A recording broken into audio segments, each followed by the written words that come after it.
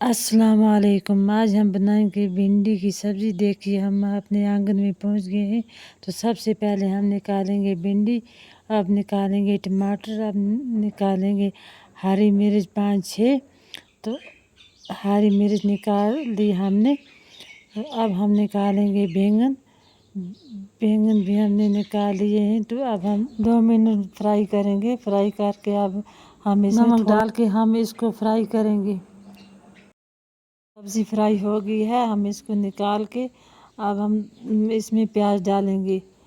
प्याज फ्राई हो गया है। टमाटर डाल के इसको भी मिक्स करके 5 मिनट के लिए हम पकने के लिए छोड़ देंगे। टमाटर पक गए हैं। अब हम इसमें आधी चम्मच मिर्च, आधी चम्मच हल्दी की और इसको भी मिक्स कर लेंगे। टेस्ट के मुताबिक नमक डालेंगे, इसको भी मिक्स करेंगे। अब हम फ्राई किए हुए भिंडी और बैंगन भी डाल के मिक्स करेंगे। अब हम हरी मिर्च डालेंगे। बैंगन मिक्स हो गया, अब थोड़ा सा पानी डालेंगे। अब थोड़ा सा पानी डाल के हमारी सब्जी पक के तैयार हो गई है। छोड़ देंगे। वीडियो अगर अच्छी लगी तो लाइक और शेयर करें, कमेंट ज़रूर दें।